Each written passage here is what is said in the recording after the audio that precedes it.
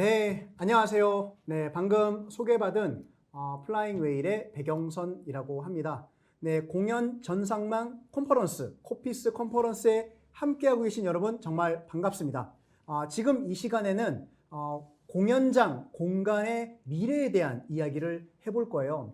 그래서 저희가 누구를 모실까 하다가 세종문화회관의 오정화 팀장님, 그리고 트래블코드의 이동진 대표님을 함께 모시면서 앞으로 공연장의 공간들, 그리고 공간들은 어떻게 변해가야 훨씬 우리 관객들에게 멋진 경험을 선사할 수 있을까, 그 이야기를 여러분과 함께 나눠보려고 합니다. 기대되지 않나요? 네, 30분 정도 진행이 되니까 채널 고정하시고 끝까지 함께 해주시기를 바라겠습니다. 그러면 저와 함께 이야기를 나눌 두 분을 다시 한번 소개를 하도록 할게요. 네, 먼저 제 왼쪽에는 세종문화회관에서 여러분들 99년도에 어떤 일이 있었는지 혹시 아시나요? 네, 무려 99년도에 세종문화회관에 입사를 하셨습니다. 그 얘기는 뭐냐면 세종문화회관의 역사와 함께한 그 산 증인 중에 한 분이시고요. 그 얘기는 다시 한번 세종문화회관이 지금 엄청나게 많이 변했죠. 그 변화의 흐름들을 다 경험하시고 어떠한 변화들이 있었는지, 그리고 앞으로 어떤 변화가 있는지를 여러분에게 들려드리지 않을까. 먼저 제 바로 옆에 있는 세종문화회관 오정화 팀장님의 소개부터 들어보도록 하겠습니다. 네, 팀장님. 네, 안녕하세요. 저 세종문화회관에서 99년에 입사한 오정아입니다. 예, 저는 99년에 뭐 입사했다고 했지만 거의 끝날 때쯤 입사를 했고요.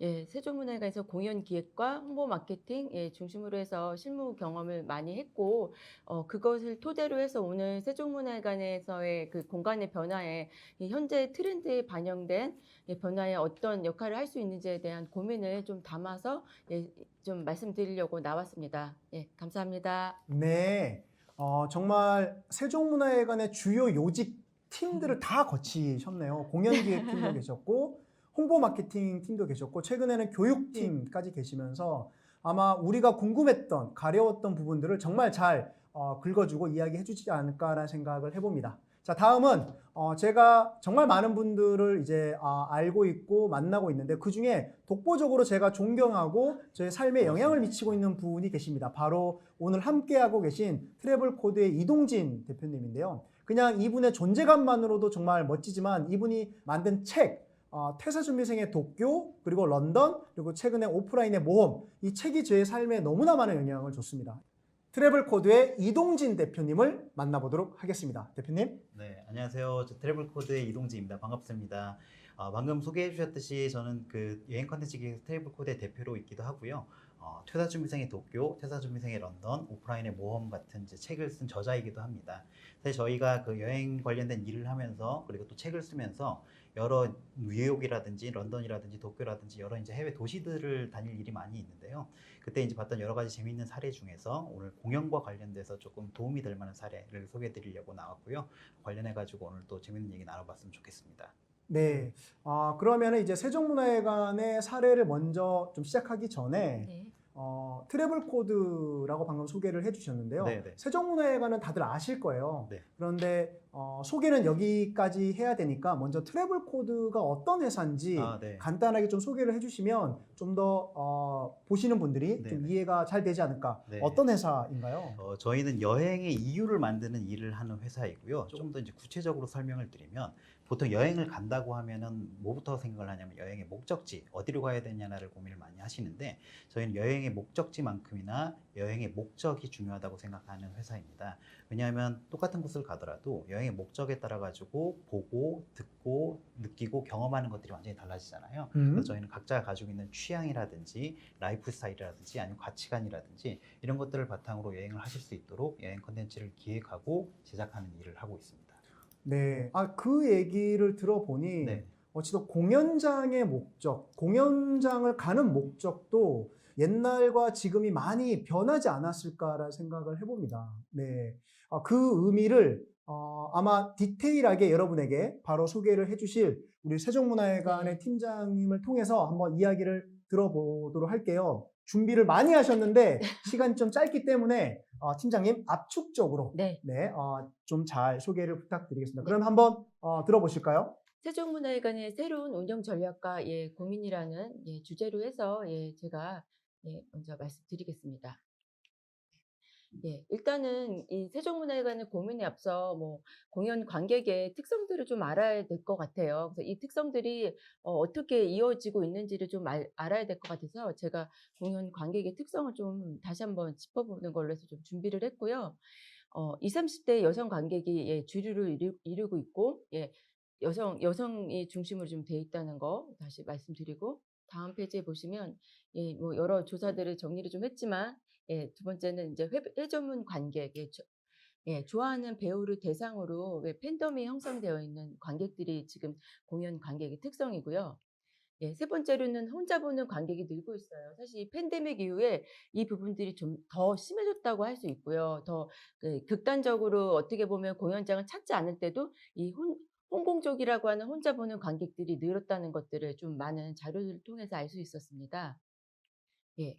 네 번째로는 워라밸을 중시하는 관객이 늘었습니다. 이 부분들은 이제 뭐 인터파크에서 자료 조사를 통해서도 나왔었지만, 이제 뮤지컬을 비롯해서 유료 관람객이 이제 공연 시간 이후에 이제 그 주 50시간 시행 이후에 많이 늘었다는 것을 좀 볼 수 있고요. 다섯 번째로는 이제 소확행 관객이 늘었고요. 이 부분들은 이제 문화예술과 이제 외식 문화생활과 온라인 쇼핑 등 이런 관객, 이런 소비자들과 함께 문화예술 부분도 많이 늘었다는 걸로 이제 자료들을 통해서 소확행 관객이라고 해서 소중하고 확실한 행복을 원하는 관객들, 뭐 이런 관객들이 좀 늘었다고 할 수 있고요. 그래서 제가 좀 말씀드리고 싶은 거는 공연 관객과 그 MZ세대 관객이 어떻게 보면 되게 유사 성격을 갖는다는 것을 코피스 자료에서 보시면 나와 있지만, MZ세대의 그 특성적인 부분들과 공연 관객의 특성이 정말 유사하고 비슷하게 가고 있고, 이 트렌드에 맞는 이런 소비적인 그 문화 소비에 대한 관심 분야 부분에 있어서 공연 관객과 그 MZ세대가 같이 일치한다고 좀 볼 수 있고, 이와 관련해서 전략을 그 MZ세대들의 들이 공연장의 관객으로 확대할 수 있는 것들이 전략이 될 수 있다. 이렇게 저는 좀 보고 있습니다. 그래서 그런 측면에서 세종문화회관은 그러면 어떤가? 이것도 이제 좀 일반적인 얘기이기도 하겠지만, 역시 세종문화회관도 여성 관객이 좀 많이 차지하고 있어요. 그래서 20, 30대 여성 관객이 많이 차지하고 있고, 예. 그리고 근데 이제 조금 약간 틀린 거는, 세종문화회관에는 다소 좀 40대도 좀 참여가 있습니다. 그래서 20대, 30대에 국한되지 않고 40대도 같이 좀 폭넓게 참여하고 있습니다. 그렇지만 결국에 공연 관객은 지금 밀레니엄 관객들은 한 30, 지금 그 코피스 자료에서 보면 우리나라 인구의 한 약 36%가 MZ세대이고, 이런 관객들이 또 공연 관객으로 많이 유입하고 있기 때문에 세종문화회관의 이제 관객 전략으로는 어 이 부분들이 되게 중요하다고 할 수 있고요. 세종문화회 같은 공연장에 왜 관객 개별이 필요하냐? 왜냐하면 저희 극장 같은 데들은 한쪽에서는 또 비영리 사업이고 재단법인의 그 영리 사업적인 성격을 갖고 있지 않다고 하지만, 결국 공연 시장에서는 재원 조성에 있어서 가장 많이 차지하는 게 관람료거든요. 그래서 여기 수치가 나와 있는 대로 보시면 많은 부분들을 관람료로 차지하고 있고요. 세종문화회관 인지도는 97%로 상당히 높아요. 저희 만족도 조사를 해보면요. 그렇지만 이제 콘텐츠에 대한 부분에 있어서는 여전히 이제 그 다양한 관객들, 좀 젊은 관객을 좀 유입하는 데 있어서는 한계들이 있기 때문에, 세종문화회관이 앞으로 이제 그 문화예술 소비 시장에서 살아나는 데 있어서는 지속 가능하기 위한 원동력으로는 공연장에는 관객이 들어와야 된다는 것들이 정말 중요하거든요. 그런 측면에서 관객들과 함께 공연을 만들어 간다는 인식이 중요하고, 그런 측면에서 다양한 관객 개발 시도가 필요하다고 봅니다. 네. 그래서 MZ세대 관객을 유입해야 한다. 그게 관객 확장의 길이다. 여기까지가 제 결론이고. MZ세대 관객을 유입해야 네. 된다. 맞는 명제인데 네. 여기에서 세종문화회관이 했던 것들이 또 있는 거죠. 네. 그게 궁금하네요. 어떤 걸 했나요? 네. 제가 좀 한 것들을 토대로, 그러니까 MZ세대를 유입하는 것들을 기획한 것들을 토대로 해서 앞으로의 가능성을 조금 볼 수 있었다고 이제 말씀을 드리고 싶어서 좀 자료를 좀 준비했습니다. 네. 일단은 예, 재작년에 이제 맥주를 마시면 연말 콘서트를 이제 저희가 S시어터라고 해서 2018년 11월에 오픈한 극장이 있어요. 그래서 광화문역에 바로 내리시면 S시어터 극장에 이제 이렇게 약간 유리 형태로 되어 가지고 큐브 형태로 된 극장이 이제 블랙박스 형태의 극장이 있는데요. 이 극장에서 오시면 이제 좀 맥주를 마시면서 공연을 본다. 이거는 좀 관객들이 좀 편안하게 공연장을 찾는다는 컨셉을 좀 가지고 갔어요. 그래서 이 부분에 있어서 좀 이제 이게 단순히 좀 맥주를 마신다는 게 좀 컸지만 맥주 외에 인제 음료수도 반입이 가능한 공연장으로 해서 좀 시작을 했고, 이 부분들에 대한 관심들이 많이 있었고, 예, 여기 보시면 뭐 "내일 콘서트에 맥주를 마시면서 볼까?" 뭐 이런 얘기들도 있지만, 맥주, 음료 반입해서 공연을 좀 자유롭게 인디밴드 콘서트를 좀 자유롭게 봤었거든요. 그래서 이런 부분들이 되게 좀 좋았죠. 다음으로도 인제 융복합 콘텐츠 기획인데요.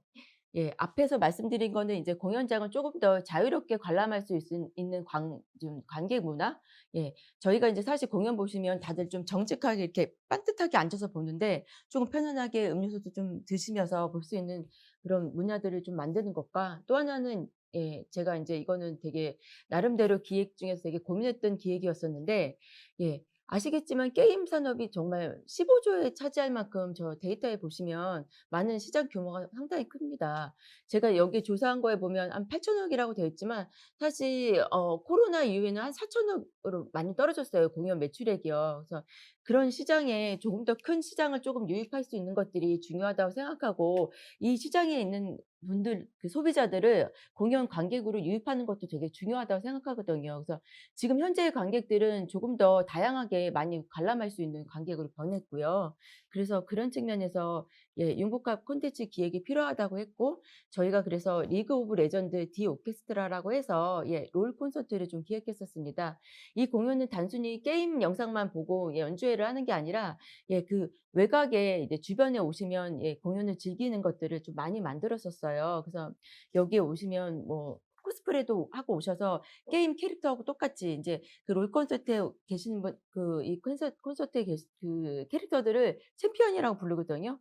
예, 챔피언 그 이모티콘이라고 해야 되나? 그런 캐릭터를 하고 오셔서 복장을 하고 와서 즐길 수 있는 그 로비에 그런 것들을 많이 만들어 놨고, 야외 공간에도 저렇게 좀 조명으로 이렇게 해서 이런 캐릭터들, 그 챔피언들을 좀 해서 좀 안내를 좀 했었어요. 그래서 공연 관객 외에도 많은 관객들이 유입이 됐었고, 예, 그 부분들을 좀 여기 보시면 남성 관객이 많은 부분들을 차지했었습니다. 그리고 또한 예, 관객들도 남자 20대 30대 분들이 많이 왔었고, 클래식 뮤지컬과 비교해도 좀 다른 상반된 예, 관객의 확장을 좀 예, 보여준 사례가 되었고, 이 부분들이 좀 의미를 좀 갖고 있다고 생각하고, 공연 예술에 이런 부분들의 유입들이 확장의 길을 열어줄 수 있다는 것들을 좀 방증했다고 볼 수 있겠어요. 네. 그래서 뭐 예, 언론의 주목도 좀 많이 받았고, 이거는 좀 자랑 같지만 아무튼 되게 대외적으로 많은 예, 이슈거리로 예, 좀 관심들이 있었다는 것들을 좀 보여줬고요.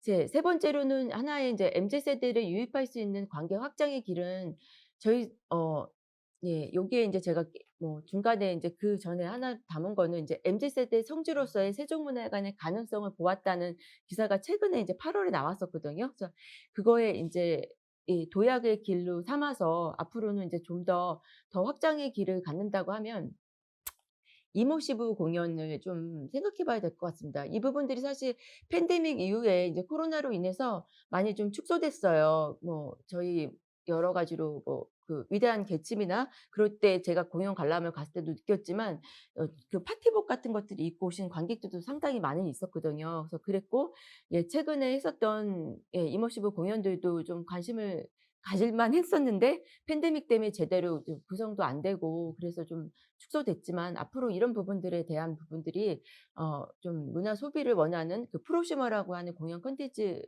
통해서 관객들이 좀 유입할 수 있지 않나 싶습니다. 그래서 아무래도 이제 관객들이 좀 더 능동적인 관객이 많이 늘었고, MZ 세대의 그 소비자 관객들도 이런 능동적인 관객이기 때문에 저희가 이런 관객들을 좀 유입하는 데 있어서는 이런 이머시브 공연을 통해서 예, 할 수 있을 것이라고 생각합니다. 네. 네.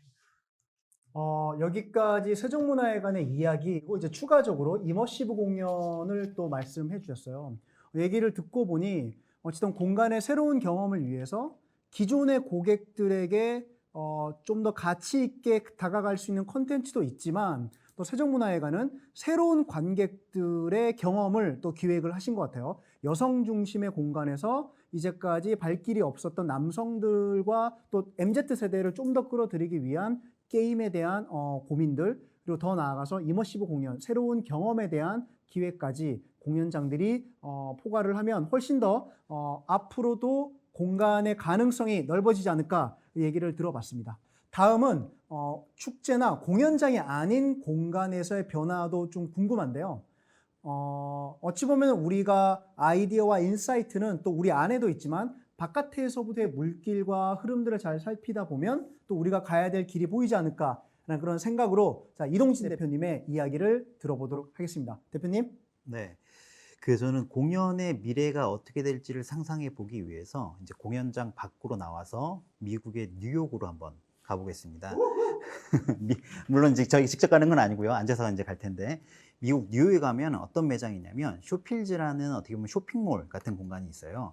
이 쇼필즈는 어떤 공간이냐면 온라인 커머스, 온라인에서만 판매를 하는 브랜드들 있잖아요. 이 온라인 커머스 브랜드들의 오프라인 쇼룸을 모아놓은 쇼핑몰이라고 보시면 좋을 것 같아요. 자, 이렇게 말씀드리면 별거 아닌 것처럼 보일 수 있는데 이 쇼필즈는 스스로를 뭐라고 부르고 있냐면 세상에서 가장 흥미로운 매장이라고 부르고 있습니다. 왜냐하면 쇼필즈를 흥미롭게 만드는 건 이게 구성 방식이 아니라 운영 방식에 있기 때문이에요. 그럼 여러분들 궁금하실 거예요. 도대체 쇼핑몰을 어떻게 운영하길래 세상에서 가장 흥미로운 매장이라고 부를 수 있느냐라고 궁금하실 텐데 그걸 이해하기 위해서 저희가 쇼필즈 안으로 한번 들어가 보겠습니다.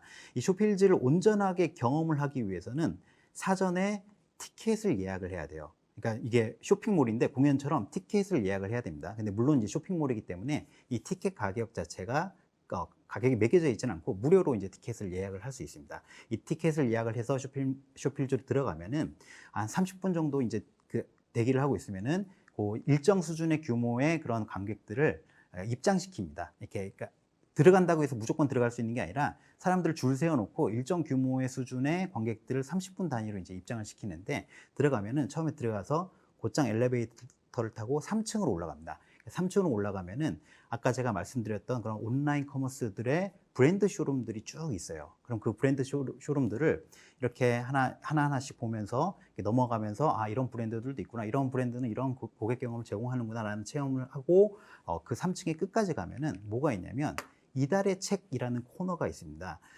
사실 여기까지는 그러니까 다른 그냥 쇼핑몰이랑 크게 다르지 않아요. 근데 쇼필즈의 진가는 이제 여기서부터 시작이 됩니다. 여기서부터는 아까 제가 말씀드렸던 티켓을 예매한 사람만 들어갈 수가 있는 공간이고요. 이달의 책이라는 코너의 벽면으로 구성된 비밀의 문을 열고 들어가면은 뭐가 있냐면 이 미끄럼틀이 있습니다. 그러니까 3층에서 2층으로 내려가는 이제 공간인데 이 3층에서 2층으로 내려갈 때 계단도 아니고 에스컬레이터도 아니고 엘리베이터도 아니고 이 미끄럼틀을 타고 2층으로 내려갑니다. 이 미끄럼틀을 타고 내려가면 여러분들 미끄럼틀 언제 타보셨는지 모르겠지만 약간 그 동심으로 돌아간 듯한 느낌을 느낄 수가 있고요. 그렇게 무장 해제된 상태에서 2층으로 내려가면 2층에서는 공연이 펼쳐집니다. 이 공연이라고 해가지고 뭔가 우리가 흔히 상상하는 것처럼 무대가 있어서 배우들이 거기서 공연을 하고 사람들이 관람석에 앉아가지고 공연을 보는 그런 공연은 아니에요. 배우들이 브랜드 쇼룸을 넘나들면서 공연을 하고요. 관객들도 그 브랜드 쇼룸을 들락날락거리면서 그 공연을 봅니다. 그렇죠? 그럼 대본이 있느냐? 그렇지도 않아요. 이 관객들과 인터랙션을 하면서 소통을 하면서 뭔가 그때그때에 맞춰가지고 배우들이 공연을 하는 그런 공연이라고 보시면 좋을 것 같습니다.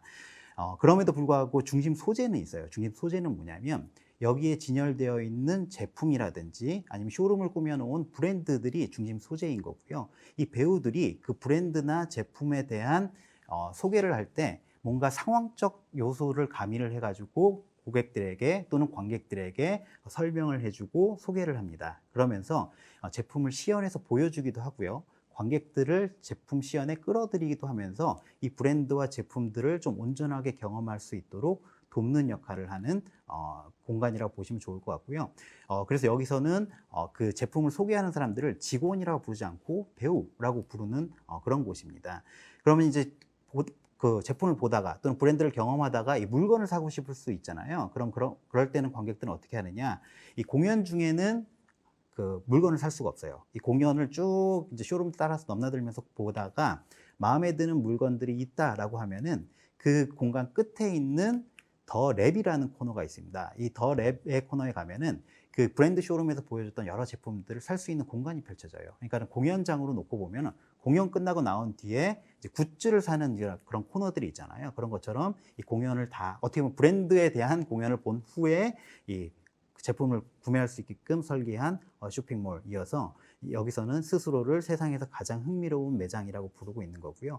저는 여기서 이제 공연계에서 조금 더 참고하면 좋을 포인트라고 생각되는 건 뭐냐면 사실 공연이라는 걸 어떻게 보면 당연히 이제 예술성 있고 순수 예술로서의 그 공연으로 바라볼 수도 있지만 이런 것들을 리테일이라든지 아니면 브랜드 또는 비즈니스랑 결합을 시켜가지고 뭔가 조금 더 확장된 버전의 공연을 할 수 있지 않을까라는 생각이 들고요.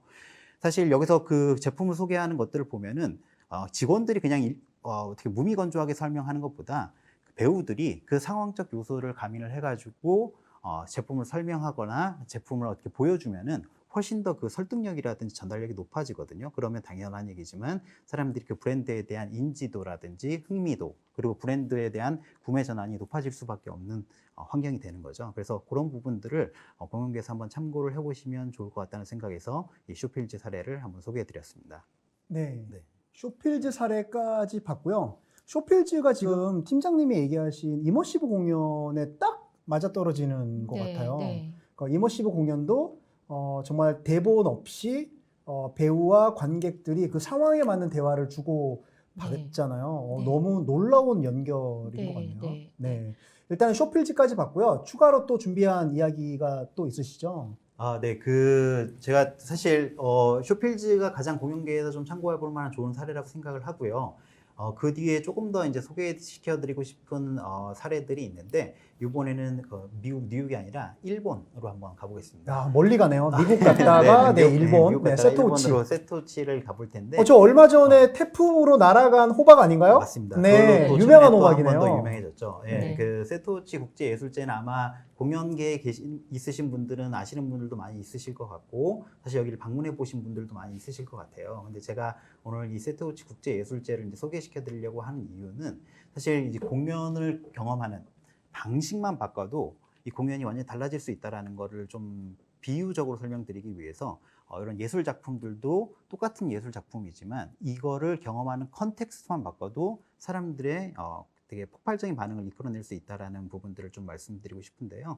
이 세토우치 국제예술제는 뭐냐면 그 3년마다 한 번씩 열리는 그 예술제라고 보시면 될 것 같고 트리에날레라고 이제 부르는 건데 3년마다 뭘 하냐면 일본의 그 세토 내해 쪽 그러니까 세토 지역의 이제 바다 쪽을 가면은 우리나라 남해처럼 다도, 섬이 굉장히 여러 개가 흩어져 있습니다.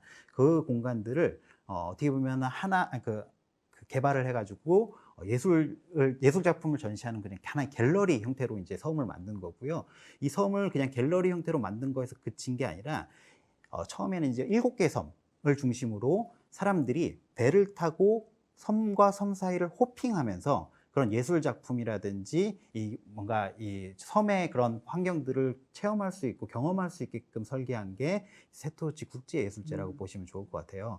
이게 어떻게 보면은 그냥 설치 미술일 수도 있고 그냥 야외에서 그냥 전시된 그런 작품일 수도 있는데 이 배를 타고 섬과 섬을 호핑한다. 요거의 행동성을 부여함으로써 이 예술제 또는 이 작품들은 완전히 그동안 경험했던 예술 작품과는 차별화된 그런 그 전시와 예술제로 이제 승화될 수 있는 거고요. 이런 부분들을 참고해 보면 우리가 공연에서 그동안 그 생각했던 방식이 아닌 다른 방식으로 뭔가의 그런 공연들을 좀 보여주고 고객들이 경험할 수 있게끔 할 수 있지 않을까라는 생각이 듭니다. 네. 세토우치 국제예술제 네. 저는 2013년도에 다녀왔습니다. 네. 네. 그 당시에 이제 제주에 수많은 섬들이 주변에 있잖아요. 그리고 특히나 이제 그 어디 섬이죠? 가파도. 네. 모 카드 회사에서 가파도 프로젝트를 이제 준비하고 있던 시점이었었고, 제가 다니고 있던 회사 역시도 그 제주도를 기반으로 뭔가 다양한 비즈니스를 하고 있었기 때문에 제주도 내 다양한 문화예술 프로젝트를 기획을 하는데 저 세토우치 트리엔날레가 되게 좋은 레퍼런스였던 거죠. 그래서 저도 다녀왔던 기억이 나네요. 이렇게 보니까 새삼 즐거운 기억이었습니다. 일단은 좀 시간상 여기까지 좀 사례를 좀 들어보는 걸로 하고요. 준비한 이야기가 있긴 한데 그거를 좀 짧게 그냥 소개를 해주고 이야기를 마치고 좀 질문과 답변을 좀 듣도록 하겠습니다. 네. 어떤 게 있죠? 제가 좀 더 추가적으로 준비한 내용은 어떤 거냐면, 사실 아까 세토우치라든지 이런 부분들을 말씀드릴 때는 여러분들이 좀 그런 고민들을 하실 것 같아요. 거기는 스케일도 크고 자본력도 충분하기 때문에 그런 부분들을 기획하고 새롭게 시도할 수 있는 게 아니냐라고 생각하실 수 있는데, 그런 부분들을 조금 더 축소해서 우리가 현실적으로도 어떻게 보면 활용할 수 있고 응용할 수 있겠다라는 부분들을 좀 설명드리기 위해서 요거가 본질적으로 유사한 다른 사례를 좀 설명드리려고 해요. 그 도쿄에 가면은 하나레 호텔이라는 게 있습니다. 이 하나레 호텔은 어떤 호텔이냐면 우리가 흔히 얘기하는 마을 호텔이라고 얘기를 하는 거예요. 그래서 온 동네를 호텔로 만들겠다라는 이제 어떻게 보면 비전과 포부를 가지고 있는 곳인 거고요. 보통 우리가 특급 호텔 또는 우리가 그 큰 호텔이라고 하면은 객실뿐만 아니라 뭘 가지고 있죠? 뭐 레스토랑이라든지 피트니스라든지 아니면 카페라든지 아니면 선물용품 사는 곳이라든지 이런 여러 가지 부대 시설들을 가지고 있습니다. 근데 이런 부대 시설들을 다 갖추려면은 큰 자본이 투자가 되거나 아니면 큰 규모의 부동산이 필요를 한데, 이 하나라 호텔은 그런 것들을 어떻게 보면 극복하기 위해서 조금 더 상상력을 보여주면서 주변에 여러 마을에 있는 시설들을 연계해서 그런 것들을 어떻게 보면 수평적으로 활용할 수 있게끔 네트워크를 통해서 활용할 수 있게끔 그렇게 해가지고 뭔가 호텔이 가지고 있는 온전성을 만들어낼 수 있게끔 설계한 게 이 하나레 호텔이라고 보시면 될 것 같아요. 그래서 하나레 호텔이라는 숙박시설을 중심으로 주변에 있는 상점가들에서 이제 사람들이 선물을 살 수 있게끔 이제 추천을 하는 거고요. 주변에 이제 목욕탕 있잖아요. 목욕탕을 어떻게 보면 호텔의 사우나처럼 이제 활용할 수 있게 하는 거고요. 그 다음에 뭔가 그 자전거 대여숍 이런 것들을 추천해서 사람들이 여기서부터 동네를 좀 탐방할 수 있게끔 어떻게 보면 제한을 또 하는 부분들도 있고요. 그런 식으로 해가지고 그 다음에 또 식당이라든지 카페나 이런 것 주변에 있는 그런 것들을 추천해 줌으로써 이 호텔이 가지고 있지 않는 그런 식사 시설이나 이런 것들을 좀 채워줄 수 있게끔 설계를 한 게 하나레 호텔이라고 보시면 좋을 것 같아요. 그래서 이런 부분들도 사실 우리가 특급 호텔 또는 부대 시설이 완벽한 호텔을 짓는다 또는 기획한다고 하면은 뭔가 굉장히 큰 자본력이 들어갈 것 같고 뭔가의 그런 대규모의 그런 투자라든지 시도가 있지 않으면 못할 것처럼 보이지만, 조금만 그럴 관점을 바꿔가지고 생각을 해보면 사람들이 그동안에 시도하지 못했던 방식으로 그 호텔을 경험할 수 있게끔 만들 수 있지 않을까라는 생각이 들어가지고 하나레 호텔까지 좀 그 사례로 준비를 해왔습니다. 네. 자, 이동진 대표의 이야기 이제 세 군데 사례를 들어봤어요. 쇼필즈 사례 너무 신박하고 이머시브 공연이 쇼핑화된 그 느낌이었고요. 세토우치 국제예술제도 정말 우리나라에도 충분히 있을 법한 여러 공간들의 연합된 그런 축제인 것 같아요. 지역의 연합. 서울도 아마 그런 축제들이 분산되어 있는 게 아니라 연합해서 아마 통 크게 또 진행하는 사례도 되게 많다고 들었고요. 마지막에 얘기한 하나레 호텔 사례도 서울의 북촌이나 이런 데도 수평 호텔로 있고요. 그리고 강원도 모 지역에도 그렇게 여러 공간들이 힘을 합쳐서 하나의 큰 집단화된 공간으로 업그레이드된 사례가 있다고 들었습니다. 예전에 또 광화문 벨트라고요. 세종 벨트라고 기억이 나는데 하나의 공연장만 있는 게 아니라 미술관 이런 것들이 쭉 모여서 뭔가 하나로서가 아니라 집단화된 힘으로써 사람들에게 서비스된 것도 기억이 나네요. 자, 이렇게 되게 많은 시도들이 있었던 것 같습니다. 자, 이제 두 분의 이야기를 좀 들어봤고요. 궁금했던 거 한두 가지를 좀 물어보도록 할게요. 세종문화회관에 되게 오래 계셨는데 팀장님, 네. 건물 대극장은 그대로 있잖아요. 네. 근데 대극장 말고 그간의 변화를 봤을 때 중국장 뭐 이런 것들이 되게 새롭게 등장을 했을 것 같아요. 네네. 네, 그럼 크게 보자면 어떤 변화가 그간 있었을까요? 네, 뭐 변화는 많이 있었죠. 뭐 아까 살짝 말씀하셨던 벨트도 제가 그래도 약간 말씀을 드리면 저희가 광화문 광장에 이제 중심이 있다 보니까 예, 그 문화 벨트라고 해서 세종 벨트를 좀 운영도 좀 했었어요. 그래서 이 광화문 인근에 한 40개 기관이 문화예술 기관들이 모여 있어요. 그래서 뭐 박물관, 미술관, 뭐 좀 소소한 넘버원 퍼포먼스를 하는 공연장을 비롯해서 여러 가지 비짓되고 산재되어 있던 공연장들이 있고 그것들 좀 문화 벨트로 좀 구성을 좀 했었는데 뭐 이렇게 시간이 지나면서 이제 그런 부분들이 세종문화회관의 주요 목적보다는 이제 그 어떻게 보면 민간이 주도해야 한다는 그런 부분들 때문에 조금 유야무야 좀 그렇게 됐지만 앞으로도 이제 문화 광장으로서의 역할을 앞으로 하게 되면 그 부분들은 다시 또 될 수 있을 것 같고 정말 가능성이 좋은 있을 레퍼런스인 거라고 건 확실합니다. 예, 될 네, 것 같습니다. 네. 그리고 또한 세종문화회관은 그간의 변화가 있었다고 하면 예, 아무래도 이제 도심에 있다 보니까 이런 막 큰 토목공사 같은 하드웨어의 변화들이 뭐 심하게 있을 수는 없는 한계들이 있어요. 그렇지만 S시어터라고 해서 예, 제가 아까 앞단에서 살짝 말씀드렸지만 2018년에 11월에 저희가 S시어터라고 하는 예, 그 좀 젊은 극장을 표방하는 제가 좀 약간 홍보적인 문구를 쓰자면 트랜스포머 극장이라고 좀 불릴 수 있는 예, S시어터 극장이 저희가 만들어졌어요. 그래서 그 극장이 만들어짐으로써 해서 좀 젊은 관객들을 유입하고 기존에 우리가 갖고 있었던 관객들이 아까 좀 말씀드렸지만 조금 더 다른 극장하고 틀린 거는 저희가 좀 연령대가 높은 관객들도 많이 좀 유입하고 있거든요. 근데 그런 측면에서 젊은 관객들은 조금 좀 많이 저조한 면들이 있었어요. 물론 요새는 많이 좀 그런 부분들이 사라졌지만 그래서 그 부분들을 조금 더 유입할 수 있는 것들이 이제 S시어터가 할 역할이라고 생각하고 있습니다. 팀장님, 세종문화회관의 사례도 많이 들었지만 아마 이렇게 오랜 시간 공연 쪽에 계시다 보니 다른 공연장이나 다른 이런 문화예술판의 공간의 변화에 대해서 많이 좀 보실 것 같은데 좀 재밌는 사례나 변화를 읽을 수 있는 좀 재밌는 이야기들을 좀 부탁 좀 드리겠습니다. 네, 네. 예, 저도 아까 말씀드렸지만 MZ세대를 비롯해서 좀 공연장의 새로운 변화들 그런 거에 관심이 많기 때문에 저도 관람한 것도 있고 또 지금 뭐 이렇게 좀 새롭게 하는 것들을 좀 얘기 드릴게요. 그래서 예, 뭐 보신 분도 계시겠지만 LG아트센터에서 예, 2019년 11월에 했었던 그 이보반 호프 연출의 그 로마 비극이라는 공연이 있었어요. 이건 5시간 45분을 했고요.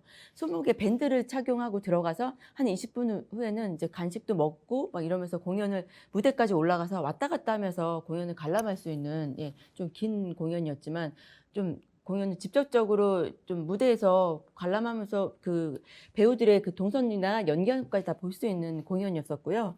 또 하나는 그 오프라인 체험극 다크필드의 그 플라이트라고 해서 비행기 체험이에요. 그래서 4D 체험으로 해서 거의 비행기하고 똑같은 예, 공간을 만들어 놓고 그 안에 들어가서 약간 비행기가 추락하는 상황을 조금 직접적으로 경험하는 거죠. 그래서 예, 이어폰 같은 거를 헤드셋을 켜고 예, 깜깜한 곳에서 비행기 안에서 그 공포감을 느끼는 걸 한 30분 동안 체험하는 공연이 있었습니다.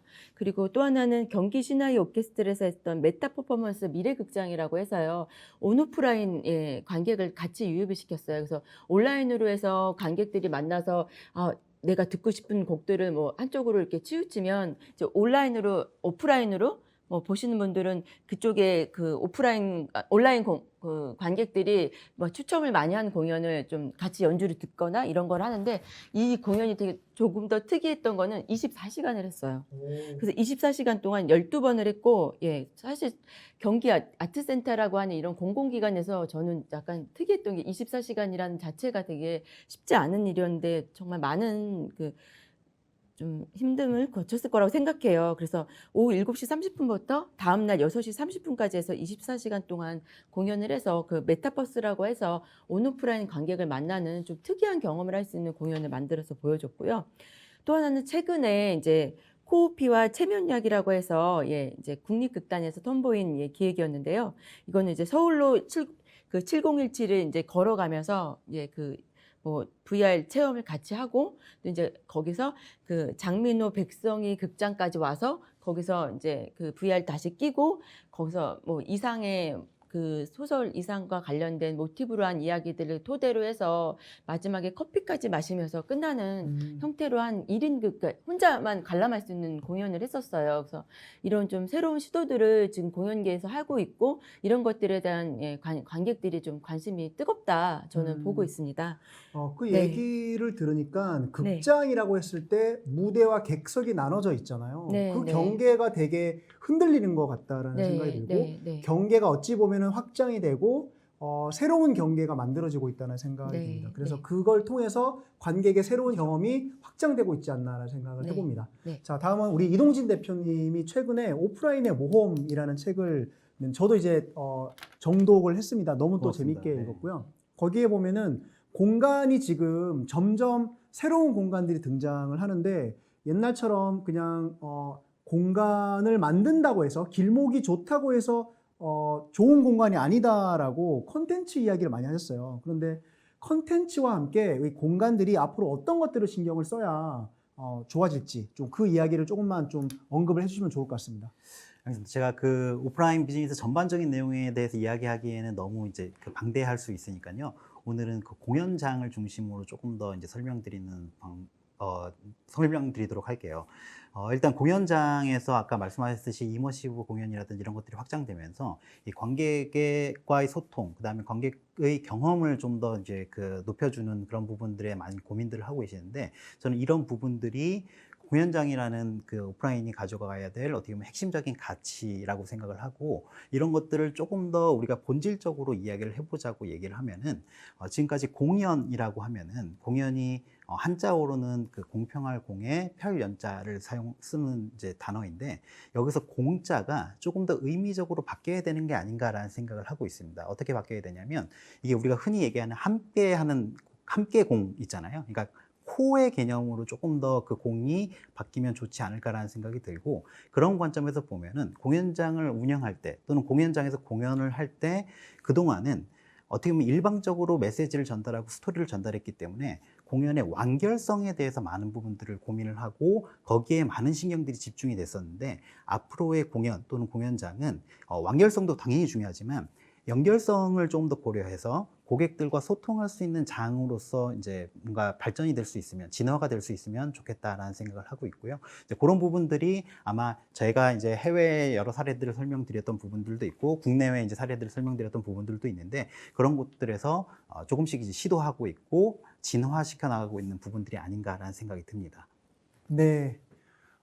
지금 아마 새로운 공간들이 정말 많이 만들어지고 있는 것 같아요. 우리가 눈만 뜨면 정말 돈 많이 들이고 콘텐츠가 엄청나게 많은 공간들이 만들어지고 있는데 그게 지금도 국내외 할 것 없이 만들어지고 있고 사람들의 손길과 발길을 끌고 있습니다. 쇼핑몰도 그냥 물건만 판매해서는 더 이상 사람들이 가지 않더라고요. 그만큼 사람들에게 새로운 영감과 자극을 주지 않으면 경험을 주지 않으면 사람들의 발길이 끊어지는 왜냐하면 옵션이 많아졌으니까 공연장도 마찬가지인 것 같습니다. 사람들이 이제 넷플릭스 많이 보지 않나요? 유튜브 많이 보지 않나요? 이거 옛날에는 없었던 서비스고 경험이잖아요. 이렇게 넷플릭스와 유튜브에 눈길과 관심이 가 있는 사람들을 어떻게 공연장까지 끌어들일 것이냐에 대한 고민들을 가지고 여러분도 가지고 계실 테고 여기 계신 두 분도 가지고 있으면서 오늘 그동안 했던 경험과 고민들을 함께 나눠봤습니다. 아마 오늘 이 얘기로 확실하게 정답은 없지만 우리에게 좋은 레퍼런스가 소개되지 않았나라는 생각을 해보고요. 앞으로 여러분도 하나의 공간이 있다라면 혹은 공간에서 뭔가를 한다라면 단순하게 완결성 있는 것이 아니라 그 과정에서 어떤 연결을 만들고 어떤 시간적 가치를 줄 것인지 잘 고민해 보시기를 바라겠습니다. 오늘 이렇게 짧은 시간 엄청난 임팩트를 여러분에게 선사하기 위해서 노력해 주신 우리 두 분에게 다시 한번 감사 인사드리고요. 예술경연지원센터에서 함께하는 공연 전상망 컨퍼런스 코피스 2021 올해도 이렇게 멋지게 진행되고 있습니다. 네, 함께해 주신 여러분 감사드리면서 인사드리겠습니다. 고맙습니다. 고맙습니다. 자.